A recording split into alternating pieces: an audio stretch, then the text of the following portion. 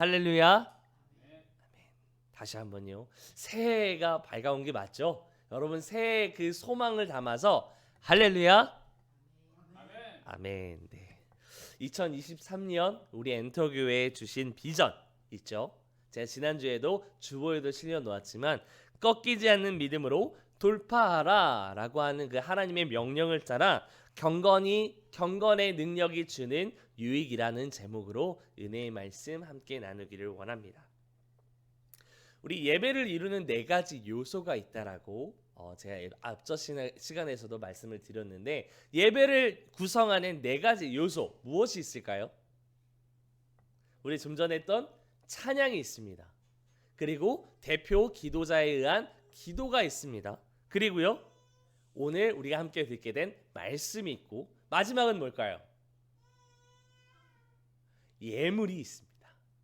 네, 이 네 가지 구성 요소를 1년 동안 경건의 능력을 갖추기 위하여 우리 함께 살펴보기를 원합니다. 그 가운데 오늘은 특별히 말씀, 곧 성경에 대해서 함께 나눠보기를 원합니다.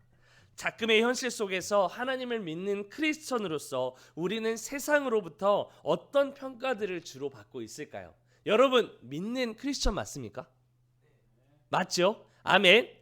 우리는 분명 믿는 하나님의 아들 예수 그리스도를 믿습니다라고 그 믿음으로 고백한 크리스천입니다. 그런데요, 우리는 물론 예수 그리스도를 믿는 자로서 믿는 자답게 삶에서 성령의 열매들을 맺고 예수 그리스도의 인격체를 닮아가면서 늘 주어진 자리에서 십자가를 짊어져야 한다라는 것 머리로는 너무나도 잘 알고 있습니다.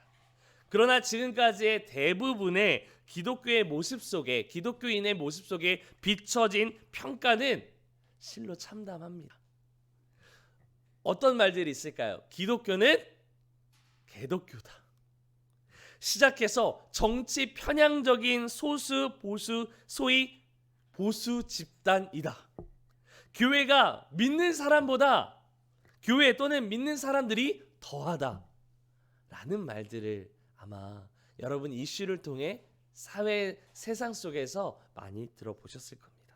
징글징글한 개독교 등등, 차마 입에 담을 수 없는 비방과 욕설들로 가득 찬 이 평가가 지금의 기독교인에 대한 평가일 것입니다. 성도들은 계속해서 세상을 향하여 가난한 청년들이 되고 가난한 성도들이 됩니다. 그런데요, 제가 어떤 통계를 실제로 한번 보니까요, 성도는 떠나가는데 장로, 권사, 목사는 수가 더 늘어나고 있어요. 어떻게 된 일일까요? 성도들은 떠나가고 있어요, 교회를. 그런데 목사는 더 늘어나고 있다는 거예요. 아마 그게 이러한 평가들을 대변해 주지 않을까 하는 생각도 있습니다. 그런데요, 왜 이 같은 평가가 대부분의 믿는 자의 꼬리표처럼 따라다니는 걸까요? 아마도 예수 그리스도를 믿는 저와 여러분의 삶이 이와 같이 비춰져서가 아닐까 싶은데요, 제가 말씀을 한 구절 빗대어서 말씀드려 보겠습니다. 경건의 모양은 있으나 경건의 능력을 부인하는 삶.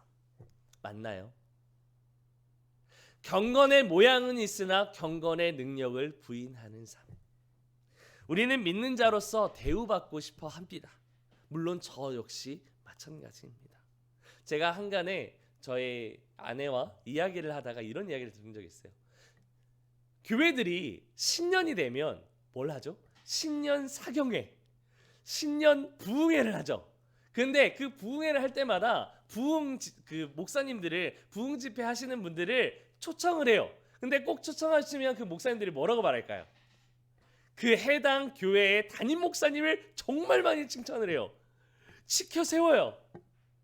왜요? 왜 그럴까요? 전 이런 생각이 들었습니다. 물론 이게 다는 아닐 거예요. 근데 우스갯소리로 이런 생각이 들었어요. 여기 아니면 어디서 내가 칭찬을 받을까? 어디서 내가 나도 인정받고 싶은데 그것을 어떻게 표현할 수 있을까? 달리 이런 생각을 한번 해보게 됐습니다. 아무튼 우리는 누구나 존경받고 싶어하고 인정받으려 노력합니다. 우리는 만왕의 왕 되신 예수 하나님의 아들이며 예수 그리스도의 자녀이기 때문에 남들과 다른 삶을 살고 있다고 말하면서 예수 그리스도의 경건의 옷을 입고자 합니다. 그러나 막상 비춰지는 우리의 모습을 보면 경건의 모양, 직분과 명성은 갖추었으나 진정한 예수 그리스도의 삶이 나타나지 않고 성령의 열매가 나타나지 않습니다. 늘 경건의 능력을 나타나도록 성령님을 의지해서 말씀과 기도의 삶이 매일같이 충실히 함으로 하나님의 뜻을 구하고 그 뜻을 따라 삶을 살아내야 하는데 그저 보여지는 것, 이 영적인 우월감을 과시하고자 하는 그 모습들에 앞장서면서 결국엔 고아와 과부를 돌보지 않습니다. 내 이웃을 사랑하지 않습니다. 심지어 제가 실례로 이런 얘기도 들었어요. 큰 교회에 있다 보면 많은 직분자들이 있습니다. 이 직분자들이요, 어떻게 보면 세상 사람보다 더 못할 때가 있어요. 흔한 예가 있죠. 주일날 열심히 은혜를 받습니다. 목사님의 말씀을 통해서, 스피킹을 통해서 정말 많은 은혜를 받아요. 그 은혜를 받고 이제 한 주 동안 어떻게 살아가야겠다 결단을 하고 그 예배당을 나섭니다. 그리고 지하 주차장을 들어가죠. 빵빵 고래고래 고함을 지릅니다. 이게 정말 믿는 자의 모습일까요? 믿는 자로서 나타나야 할 열매일까요? 경건의 모양은 있으나 경건의 능력이 나타나지 않는 이러한 기독교인의 모습을 보면서 저 역시 회개를 금치 못했습니다.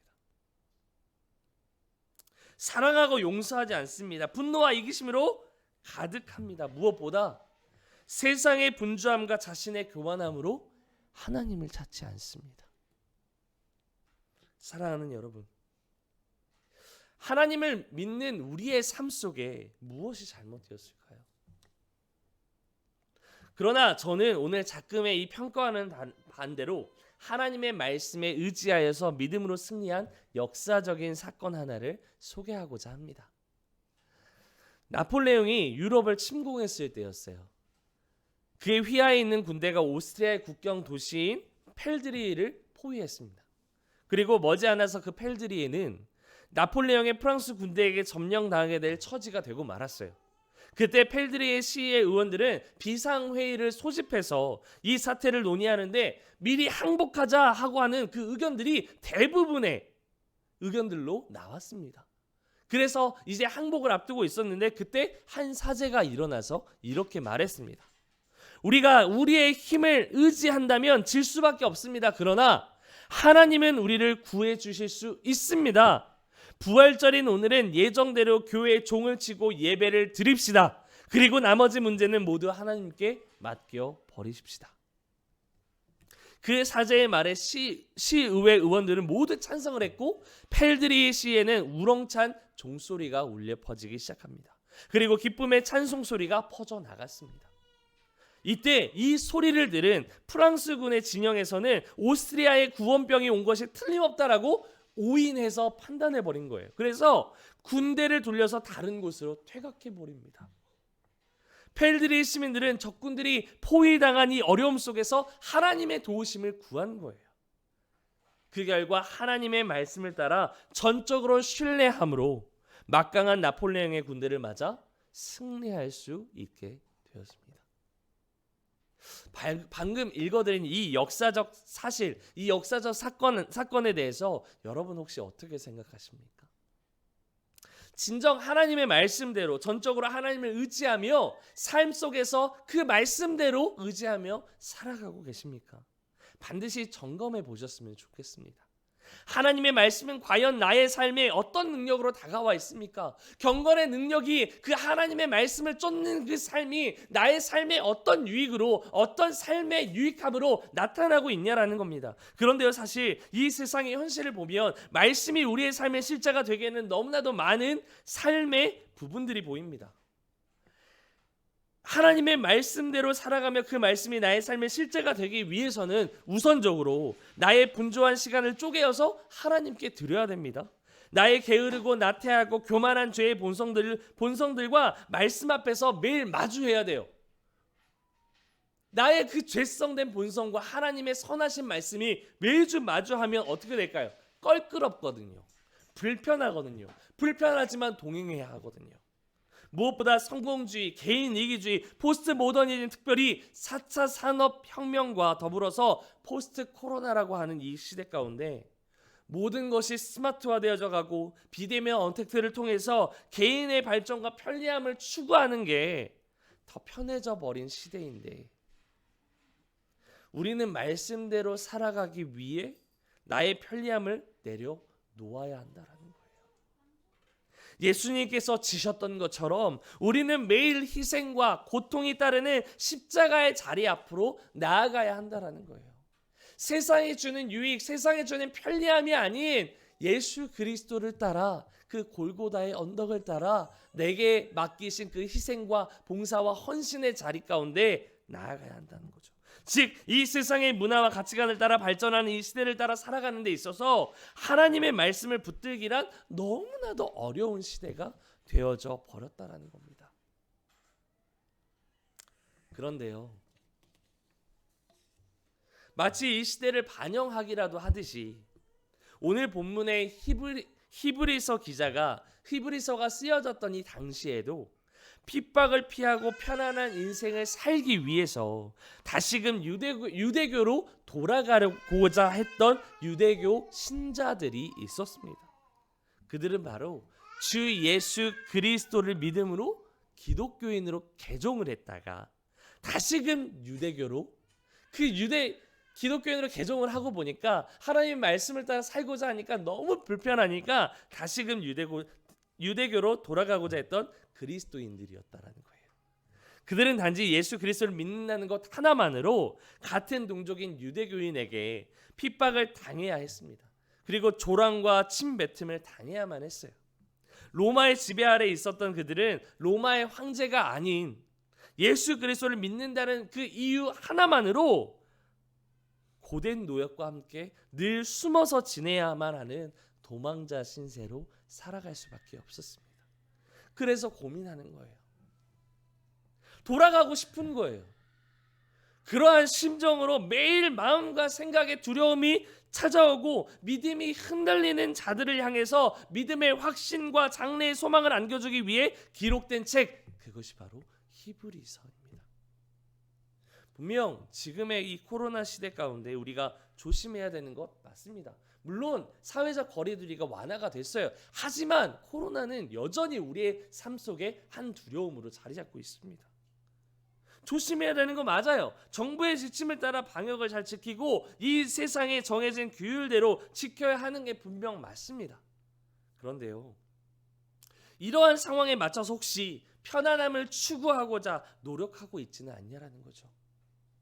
단지 정부가 그래서가 아니라 이 시대가 그러니까 어쩔 수 없어라는 게 아니라 내 마음속에서 실질적으로 하나님을 향한 나의 마음이 하나님을 향한 그 불편한 동행이 아닌 편리함을 추구하고자 하는 마음이 앞서 있지는 않냐라는 거죠.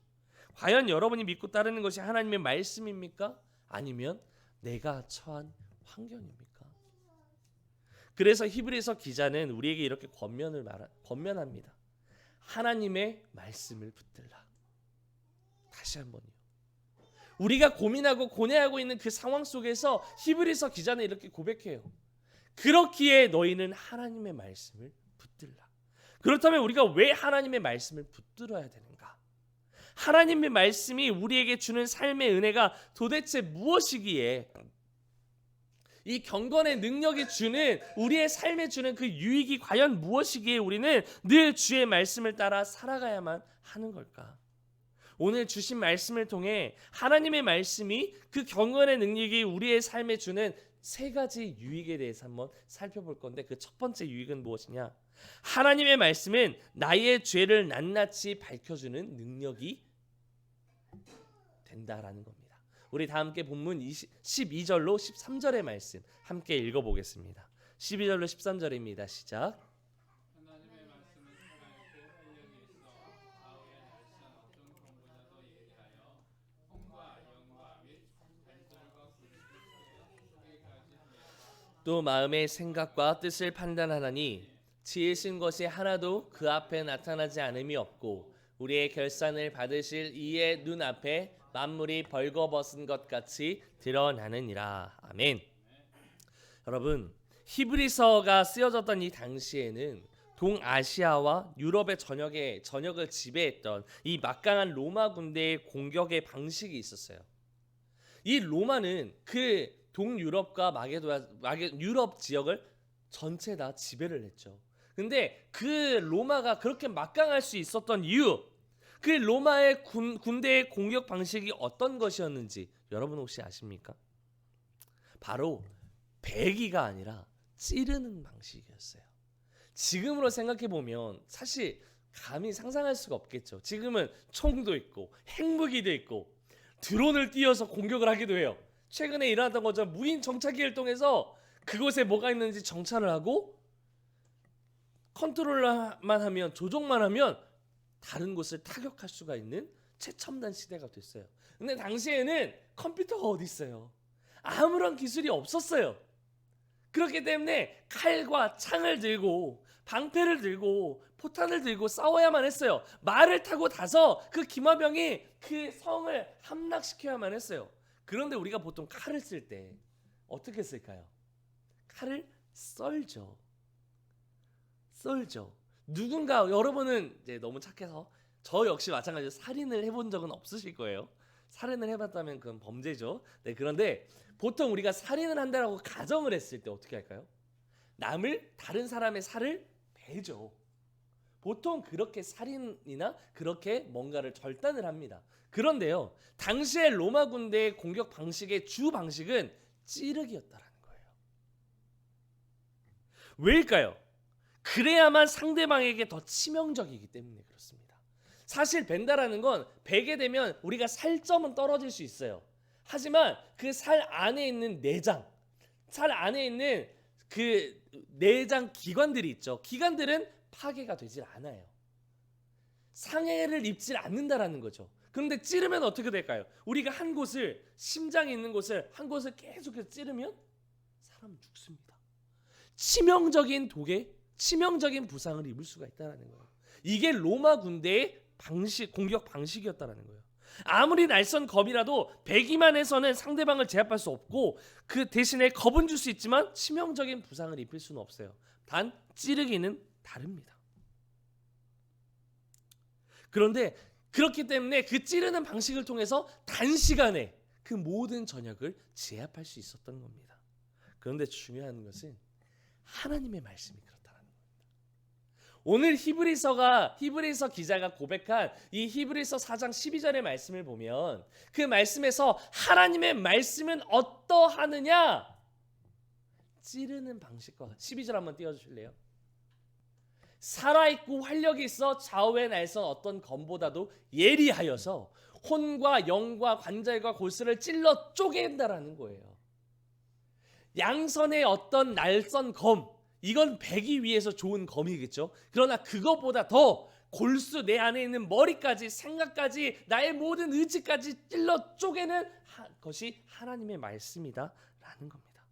태초부터 계셔서 지금까지 하나님의 말씀은 늘 살아있고 활력이 있어서 혼과 영과 및 관절과 골수, 즉 인간의 모든 영역을 찔러 쪼개며 그 속에 우리의 마음과 생각과 뜻까지도 정확하게 판단하는 능력이 있다라는 거예요. 그런데요, 하나님께서는 그 치명적이고 파괴력을 가진 이 말씀을 어디에 사용하실까요?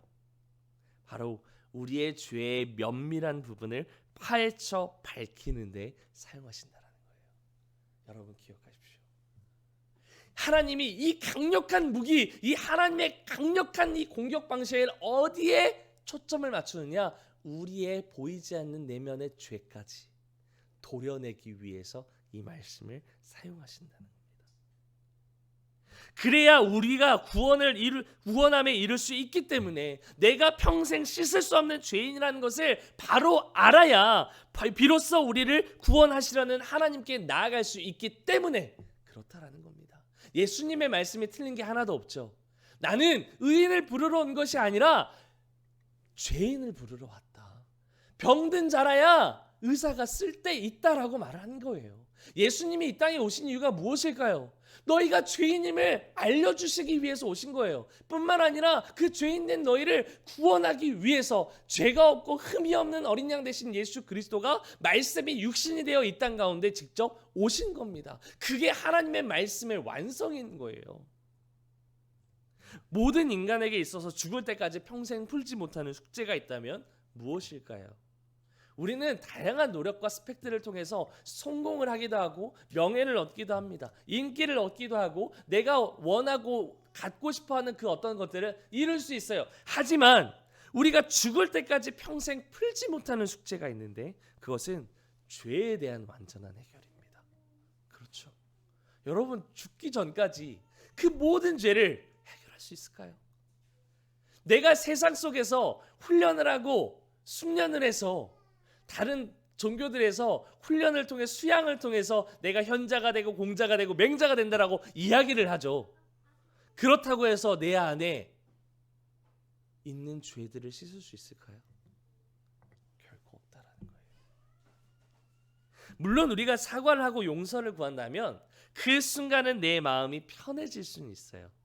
그러나 그렇다고 해서 그 용서가 우리의 얽매인 죄의 굴레를 영원히 벗어날 수 있게 해줄 수는 없다라는 겁니다. 그렇다면 평생을 따라오는 이 죄성에 대해서 우리는 어떻게 해결을 해야 할까요? 어쩌면 죄에 대해서 우리는 종종 내가 처한 현실을 탓하기도 합니다. 세상이 악하니까, 세상이 범죄했으니까 그렇게 악한 세상과 나는 다르다라고 생각할지 모르겠어요. 그러나 분명한 것은 우리는 하나님을 떠난 것만으로도 죄인이며 인간의 죄성으로 인해서 이 세상의 문화와 가치관은 만들어졌으며 이 세상 속에서 우리는 살아가고 있다는 겁니다. 그리고 이 세상은 계속해서 인간의 죄성을 자극하여서 계속되는 죄의 굴레의 결과를 낳게 됩니다. 그렇기에 우리는 모든 것을 밝히시는 하나님의 말씀의 능력 앞에 서야 되는 겁니다. 그 경건의 능력이 우리의 삶에 주는 유익은 무엇이냐? 우리가 죄인임을 알게 하고 우리 안에 있는 모든 죄의 부분을 낱낱이 드러내는 유익. 그래서 우리를 구원의 길로 인도하는 참 유익이 있다라는 사실입니다. 그 말씀의 능력이 나의 삶에 참 유익이 되기 위하여 우리는 늘 하나님의 말씀을 알기에 힘써야 되는 거예요. 우리의 뜻이 아닌 우리의 의지가 아닌 하나님 당신은 누구십니까? 이 세상을 창조한 창조주 하나님의 뜻이 어디에 있습니까? 우리가 말씀을 봐야 되는 이유가 거기에 있어요. 그 말씀을 통해서 우리의 경건의 모양을 갖추라고 그 말씀을 주신 게 아니에요. 그 말씀을 철저하게 남을 비판하라고 주신 게 아니라 오늘 말씀에서 말하잖아요. 우리의 관절과 골수를 찔러 쪼개기까지 한대요. 즉 무엇이냐? 이 말씀의 적용은 나에게 하는 거라는 거예요.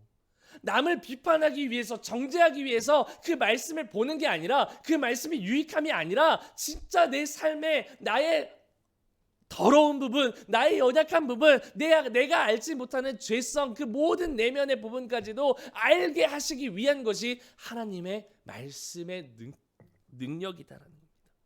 세상의 지식, 즉 그노시스의 지식이 아니라 오직 하나님의 말씀을 통해 하나님을 아는 에피그노시스의 지식 위에 서야 되는 거예요. 왜요?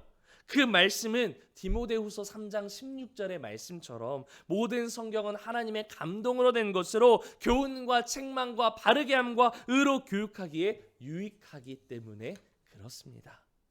사랑하는 엔터교회 성도 여러분, 오늘 말씀을 통해 나의 모든 죄악들을 밝히 드러내시는 하나님의 말씀을 알기 위해 말씀의 자리를 사모하십시오. 오늘 또 말씀의 자리를 깨닫는 그 자리 가운데 나아가십시오. 큐티 하십시오. 매일 아침 내가 서 있는 그곳에서 지하철을 타고 출근을 한다면 있는 그 자리에서 이어폰을 끼고, 여러분 이어폰 끼고 뭐 하십니까? 유튜브 끼고 개그 보죠. 뭐 하십니까? 내가 좋아하는 음악 듣죠. 아니요, 말씀 들으세요. 말씀. 요즘 얼마나 세상이 잘 돼 있는데요. 유튜브 켜보세요. 수많은 목사님들이 큐티를 올려요. 그거 듣기만 해도 돼요. 드라마 바이블이라는 어플이 있어요. 그거 틀어놓고 이거 화면 꺼도 계속 나와요. 심지어 연예인들이 무료로 감정을 섞어서 창세기부터 요한계시록까지 풀어놨어요. 그 감정을 섞어서 실감나게 어플을 만들어 놨어요. 들으세요. 그 말씀 앞으로 나오라는 거예요. 왜요? 그것이 우리의 삶의 경건에 능력을 주는 하나님의 유익이고 내 삶의 유익이기 때문에 그렇습니다. 거기서부터 우리를 고치시며 나를 살리시는 하나님의 말씀의 능력을 붙잡고 살아가는 저와 여러분들이 되시기를, 모든 하나님의 능력의 자녀들이 되시기를 주님의 이름으로 소망합니다. 나의 죄를 낱낱이 밝혀주는 이 하나님의 말씀의 능력이 우리의 삶에 주는 두 번째 유익이 있습니다. 그것은요, 하나님의 말씀은 우리가 걸어가야 할 분명한 길을 제시한다라는 겁니다. 우리 함께 본문 14절로 15절의 말씀 함께 읽어보겠습니다. 14절로 15절 시작. 그러므로 우리에게 제사장 되시니 승천하시니 곧 하나님의 아들 예수시라. 우리가 믿는 도리를 굳게 잡을지어다. 우리에게 있는 대제사장은 우리의 연약함을 동정하지 못하실 이가 아니요 모든 일에 우리와 똑같이 시험을 받으신 이로되 죄는 없으시니라. 아멘. 오늘 본문 14절은 이렇게 시작합니다. 그러므로, 그렇죠? 즉 말씀으로 모든 만물을 지으시고 마지막 심판의 날에 모든 만물의 죄, 내 안에 있는 죄가 낱낱이 드러나게 되는 그 순간이 오기 전에 무엇을 하라라고 이야기를 하냐? 우리가 믿는 도리를 굳게 잡으라라고 말합니다. 다시 한번요. 우리의 죄가 모든 것이 드러나는 순간이 오기 전에 우리가 믿는 도리를 굳게 잡으라. 우리가 믿는 도리, 그 분명한 길이 되시는 분이 누굴까요? 예수 그리스도입니다. 맞아요. 우리의 모든 것을 아시고 보시며 우리의 죄를 하나님 앞에 가지고 나아갈 분, 우리의 큰 대제사장이 되신 하나님의 아들 예수 그리스도입니다. 그 분명한 도리를 우리는 붙잡아야 합니다. 이 세상에 인문학이 발달을 하면서 세상은 수없이 많고 다양한 길들을 제시합니다. 그렇죠? 여러 가치관들을 통해서 우리가 걸어가야 할 다양한 표상들을 만들고 그 표상을 신격화시키기도 합니다. 수많은 멘토들이 나와서 너희가 성공하기 위해서는, 올바른 방향성으로 흘러가기 위해서는 어떻게 살아가야 해? 라는 좋은 글과 좋은 메시지가 이 세상에 널리고 깔렸습니다. 그런데요, 여러분, 과연 무엇이 바른 길, 옳은 길, 진정 구원의 길로 이르게 하는 진리의 길일까요? 요한복음 14장 6절은 우리에게 이렇게 분명하게 말씀합니다. 제가 읽어드릴게요. 예수께서 이르시되 내가 곧 길이요 진리요 생명이니 나로 말미암지 않고는 아버지께로 나아갈 자가 없느니라. 아버지께로 올 자가 없느니라. 아멘. 우리의 큰 대제사장이 되시는 예수 그리스도가 우리를 구원하실 분명하고도 유일한 길이 되는 까닭이 무엇이냐? 그것은 오늘 본문의 첫 번째로 15절에 우리의 연약함을 충분히 동정하시는 분이시기 때문에 그렇습니다. 15절 한번 볼까요? 15절을 보면 굉장히 꼬아놨어요. 말씀을 읽어보면 우리에게 있는 대제사장, 그 예수 그리스도는 우리의 연약함을 동정하지 못하실 이가 아니요. 굉장히 꼬아놨죠. 근데 이것을 흔히 말하면 이런 거예요. 우리의 연약함을 충분히 동정하시는 분, 그분이 바로 예수 그리스도다. 즉 우리가 연약하다라는 것, 우리가 죄인이라는 것 충분히 알고 그걸 위하여 이 땅 가운데 오신 분, 그분이 바로 예수 그리스도다라는 겁니다. 즉 우리 인간이 가지고 있는 몸이나 마음의 나약함 또는 육체적인 질병 등의 연약함에 함께 참여하시는 분이다라는 거예요. 단지 아는 것으로 끝내는 것이 아니라 직접 예수 그리스도가 육체의 몸을 입고 이 땅 가운데 오셨잖아요. 하나님의 아들이 이 땅에 오셔서 육신의 몸을 입고 직접 죄가 없으신 그분이 골고다의 언덕을 오르셨잖아요. 가는 곳곳마다 조롱과 침뱉음을 당하셨잖아요. 왜요? 무엇 때문에? 나 때문에. 왜요? 나의 연약함을 동정하시기 위해서, 나의 연약함에 참여하시기 위해서. 너희가 많이 아프냐? 내가 그 아픔을 함께 지고 갈 것이다. 내가 그 아픔을 함께 지고 그 십자가의 그늘 아래에서 나의 죽음으로 이 모든 것을 대신하여 너희를 구원할 것이다. 이것이 하나님의 뜻이었고 이것이 예수 그리스도가 걸어가셨던 십자가의 고난의 길이었습니다. 구체적으로 어떻게 참여하실까? 그것은 히브리서 2장을 한번 보면 2장 17절에 예수님께서는 범사의 형제들과 같이 되셨던 분입니다. 또한 2장 14절에 우리와 같은 모양으로 혈과 육을 지니셨던 분이었어요. 뿐만 아니라 2장 18절에 우리처럼 시험을 당하시고 고난도 겪으신 분이었습니다. 심지어 2장 9절에 하나님의 은혜로 말미암아 모든 사람을 위하여 죽음을 맛보려 하심이라. 모든 사람을 위해서 기꺼이 죽음 가운데로 나아가고자 했던 거예요. 그게 예수님입니다. 모든 인간이 받아들일 수밖에 없는 운명인 죽음까지도 실제 맛보시기 위하여 우리의 그 고통과 고통에 참여하시기 위하여 오신 분, 그분이 바로 예수 그리스도입니다. 그렇기 때문에 인간의 모든 약점들을 그리고 그로 말미암은 모든 어려움을 깊이 이해하실 수 있는 분, 그분이 바로 예수 그리스도입니다. 왜 우리가 우리의 어려움들, 우리의 질병들, 우리의 아픔들, 우리의 고충들 가지고 예수 그리스도 앞에 나아가야 할까요? 주님이 우리의 마음을 아시기 때문에, 주님이 우리의 아픔을 아시고 주님이 우리의 연약함을 동정하시고 참여하시는 분이시기 때문에. 그러나 우리의 연약함을 동정하시는 것만으로 세상의 죄와 허물로부터 우리를 구원하실 수는 없습니다. 반드시 필요한 것이 있어요. 근데 그것이 무엇이냐? 두 번째로 15절에 보면 우리와 마찬가지로 시험을 받으셨지만 죄가 없으신 분이라는 사실입니다. 예수 그리스도께서는 우리와 똑같은 방식으로 광야에서 시험을 받으셨어요. 십자가를 지고 골고다 언덕으로 오르시며 십자가에 달려 죽기까지 철저하게 시험을 받으셨지만 그 약점들로 인해서 시험에 빠져 죄를 지은 적은 단 한 번도 없습니다. 한번 생각해 보자고요. 우리가 예수님처럼 똑같은 그 십자가의 언덕, 그 시험 앞에, 그 사탄의 시험 앞에 처하게 된다면 우리는 어떨까요? 그 가운데 내 안에 있는 죄의 본성과 결탁돼서 어떻게 죄를 범할까? 어떻게 이 상황을 회피할까? 어떻게 모면할까? 어떻게 더 교만해질까? 이걸 고민하는 게 우리의 모습이잖아요. 그런데 예수님은 그 모든 상황 속에서 시험에 빠져 죄를 지은 적이 없다라는 거예요. 다만 조롱하던 저들의 긍휼히 여겨달라고, 용서해달라고 골고다 언덕을 오르시면서 계속해서 예수님이 말씀하셨던 게 있어요. 뭘까요? 주여 저들을 긍휼히 여겨 주옵소서. 저들이 알지 못하나이다. 저들을 용서하여 주옵소서. 우리 주 예수 그리스도는 죄가 없으시기 때문에 하나님께 직접 나아가 우리를 위해 중보하실 수 있습니다. 뿐만 아니라 세상에서의 모든 시험을 이기시는 그 과정 속에서 인간의 약점과 고대를 모두 체험하셨기 때문에 우리의 연약함을 공감하시고 동정하실 수 있는 유일한 분이십니다. 그 유일한 길이신 예수님을 오늘 본문 14절에 굳게 잡으라 라고 하는 이 말은 잠깐 여름 수련회를 통해서 예배 시간에 말씀을 들을 때에만 잡고 회심하라는 말이 아니에요. 여러분 찬양 집회 좋아하시죠?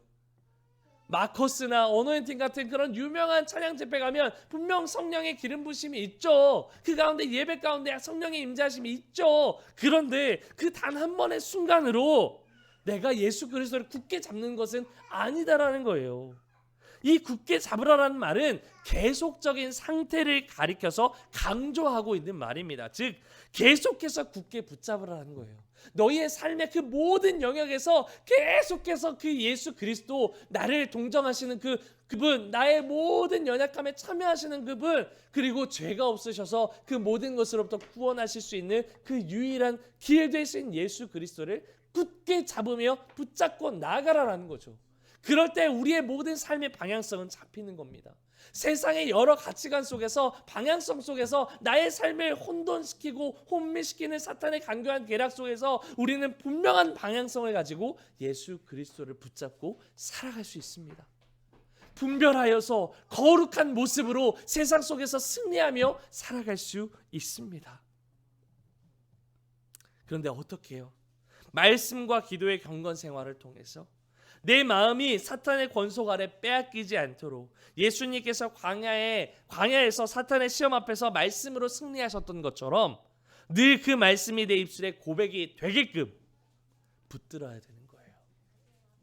그렇게 늘 말씀이 육신이 되어 이 땅 가운데 오셔서 우리의 유일한 길, 믿고 따라가야 할 분명한 목적이 되는 예수 그리스도를 붙잡기 위하여 늘 힘쓰는 우리 모두가 될 수 있기를 주님의 이름으로 축복합니다. 이제 마지막으로 하나님의 말씀을 통해 나의 삶을 비추고 구원으로 가는 유일한 길 대신 예수 그리스도를 붙드는 인생이 되었다면 이제 마지막으로 하나님의 말씀은 우리에게 때를 따라 돕는 은혜를 주신다라는 겁니다. 우리에게 주는 마지막 유익, 그것은 우리의 모든 시시때때에 돕는 은혜를 허락하신다는 겁니다. 우리 다 함께 16절 말씀 함께 읽어보겠습니다. 16절입니다. 그러므로 우리는 동일하심을 받고 때를 따라 돕는 은혜를 얻기 위하여 은혜의 보좌 앞으로 담대히 나아갈 것이니라. 아멘. 우리가 하나님의 말씀을 통해 얻을 수 있는 가장 큰 유익이 있다면 무엇이냐? 그것은 단연 은혜의 보좌 앞에 우리는 담대하게 나아갈 수 있게 되었다라는 거예요. 왜 이게 가장 큰 유익인지 아십니까? 사실 우리는 하루에도 수없이 많은 죄를 짓고 살아갑니다. 그렇기 때문에 우리는 결코 선하신 하나님 앞에 설 수 없습니다. 죄송하지만 이게 팩트입니다. 우리는 하루에도 수없이 많이 우리의 의지를 가지고 하나님을 찾지 않고 늘 우리의 죄성을 따라 살아가기 때문에 선하신 하나님 앞에 그 은혜의 보좌 앞에 나아갈 수 없는 존재다라는 것, 죽을 수밖에 없는 존재다라는 거예요. 그런데 그랬던 우리가 은혜를 따라 그 은혜의 보좌 앞에 나아갈 수 있게 된 것, 그래서 그곳에서 토설하며 하나님 앞에 하나님께 구할 수 있게 된 것, 그것이 내 삶의 가장 큰 유익이다라는 겁니다. 과거 구약시대 때에는 우리가 은혜의 보좌 앞에 나아간다라는 것, 감히 상상할 수 없는 어려운 일이었어요. 광야를 지나던 이스라엘 백성들 가운데 하나님의 말씀이 담겨진 이 언약궤가 있는 지성소에 대제사장도 1년에 딱 한 번 들어갈 수밖에 없는 거룩한 곳, 그것이 지성소, 즉 하나님의 임재가 있는 곳이었습니다. 지금으로 말하면 은혜의 보좌 앞에 담대히 나아갈 수 있다는 걸 구약 시대에는 상상할 수가 없었어요. 대제사장이라고 하는 특별히 기름 부음 받은 그 자도 1년에 딱 한 번 들어갈 수 있는 가장 고결하고 거룩한 곳, 그곳이 지성소였어요. 모세가 호렙산 떨기나무 아래에서 불에 타서 꺼지지 않는 그 불을 바라보면서 그곳에 하나님의 임재를 만나죠. 그런데 하나님께서 그 모세에게 가장 먼저 뭐라고 말씀하실까요? 모세야, 모세야, 네가 선 곳은 거룩한 곳이니 그 선 곳에서 내 신을 벗으라라고 이야기를 하죠. 뭘까요? 우리는 사실 거룩하신 그 하나님 앞에 설 수조차 없는 존재라는 거예요. 비유를 한번 들어볼까요? 이것은 사실 상상할 수 없는 비유긴 하지만 하나님께서 창조하신 그 피조물들 가운데 우리가 매일 아침이 되고 낮을 밝혀주는 태양이 있죠. 그 태양을 여러분 직관하실 수 있나요? 바라보면 어떻게 될까요? 계속 그 태양을 이렇게 바라보고 있으면 어떻게 될까요? 눈이 멀죠. 실명해요. 잘못하면 사팔뜨기가 될 수도 있고 눈에 실명해서 이제 앞으로 평생 못 볼 수도 있어요. 근데 그걸 창조하신 분이 하나님이에요. 우리가 감히 어떻게 하나님 앞에 설 수 있겠냐라는 거죠. 왜 하나님을 경외해야 되는지 아십니까? 그 바라볼 수 없는 존재 하나님과 우리의 그 갭이 너무나도 큰데 그 갭을 줄이시기 위해서, 그 갭을 줄여서 우리를 거룩한 자녀 삼기 위해서 이 땅 가운데 그 화평의 담을 허무신 그 죄와 허물을 허무신 분이 바로 예수 그리스도다라는 거예요. 그래서 그 예수 그리스도가 대제사장이 되어 때를 따라 돕는 은혜를 얻기 위해서 담대히 나아갈 수 있는 유익을 우리에게 주셨다라는 거예요. 어떻게요? 단지 믿음으로. 믿음으로 말미암아 하나님의 자녀가 되는 권세를 우리에게 허락하셨다라는 거예요. 이것이 여러분의 삶의 가장 큰 유익이요 가장 큰 기쁨이 될 줄 믿으시길 바랍니다. 아멘.